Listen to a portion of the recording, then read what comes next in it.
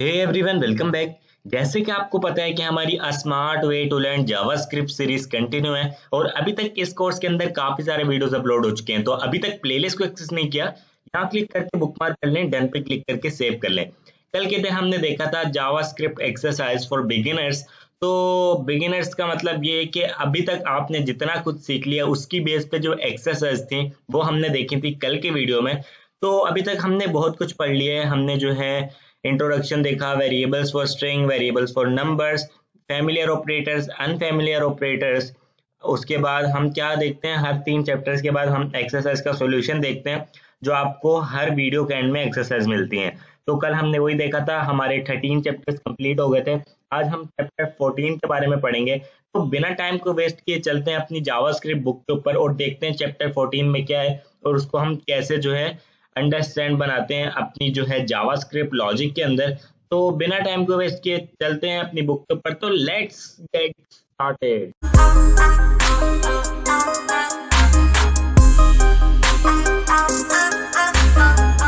तो यहाँ पर मैं आ चुका हूँ अपनी जावास्क्रिप्ट बुक के ऊपर और यहाँ पर आपके सामने जो है चैप्टर 14 ओपन किया हुआ है, इफ स्टेटमेंट नेस्टेड।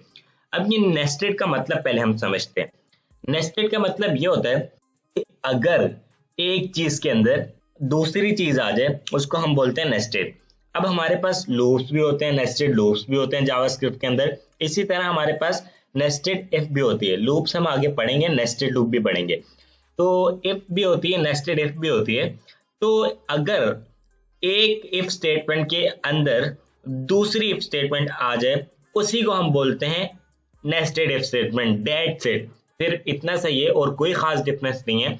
अगर एक इफ स्टेटमेंट के अंदर दूसरी इफ स्टेटमेंट आ जाए उसी को हम बोलते हैं नेस्टेड इफ स्टेटमेंट।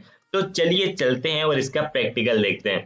तो यहाँ पर मैं आ गया हूँ VS कोड के अंदर। ये प्रीवियस वीडियो का कोड है, यहाँ से रिमूव कर देता हूँ, फाइल को कर देता हूँ सेव।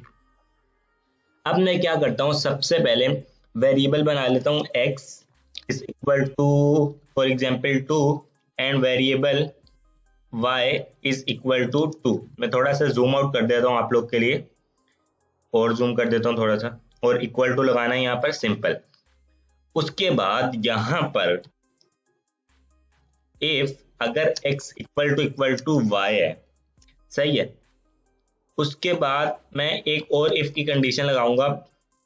फॉर एग्जाम्पल अगर a इक्वल टू b है। अब ये a b क्या है मैं अभी लिख लेता हूँ, इसको भी डिफाइन कर लेता हूँ ऊपर। यहाँ पर लिखता हूँ variable a is equal to 3 and variable b is equal to 3। सही है। अब मैं क्या करता हूँ, अगर ऐसा है तो अलर्ट में प्रिंट कर दो। अलर्ट, यहाँ पर अलर्ट में मैं क्या प्रिंट कर दूंगा, यस इट्स सेम। सही है, मैंने लिख दिया अलर्ट में यस इट्स सेम। आता हूं अपने क्रोम के ऊपर और यहाँ पर रिफ्रेश करता हूँ, यस इट्स सेम। ये बिल्कुल उसी की तरह काम कर रही है, इफ स्टेटमेंट की तरह। जैसे आप जावास्क्रिप्ट में इफ स्टेटमेंट लिखते थे, ये सेम जो है वो उसी की तरह काम कर रही है। अब मैं अगर जो है यहाँ पर b की वैल्यू अगर 4 कर दूं तो देखते हैं क्या होता है। तो यहाँ पर कुछ भी नहीं आ रहा। अगर आप सिंपल इस तरह भी करते ये काम तो ये फिर भी यही जो है ये चीजें रिटर्न करता जो अभी कर रहा था एक्स वाई की कंडीशन के अंदर। तो ये बिल्कुल सेम उसी की तरह, इफ स्टेटमेंट की तरह। बस अगर आपको कोई ऐसी सिचुएशन है कि इफ के अंदर एक और इफ चाहिए तो आप उसका यूज कर सकते हैं, वरना फिर एल्स इफ भी है हमारे पास। अगर दूसरी कंडीशन चेक करनी हो तो ये तरीका ज्यादा बेटर है, एल्स इफ का भी आप यूज कर सकते हैं। अगर ये चेक करना हो, अगर a इक्वल टू b है तो अलर्ट में यस इट्स सेम। अगर x इक्वल टू अगर x not equal to y है, सही है, नॉट इक्वल टू y, तो यस यहां पर लिख देता हूं it's not same. That's it. File को करता हूं सेव और यहां पर जो है अभी कुछ भी नहीं आ रहा। क्यों नहीं आ रहा? क्योंकि हमने जो है कंडीशन ऐसी डाल दी अभी कि एल्स इफ अगर x बराबर नहीं है y के, लेकिन x तो बराबर है यार y के, तो इस तरह से जो है आप जो है नेस्टेड इफ का यूज कर सकते हैं।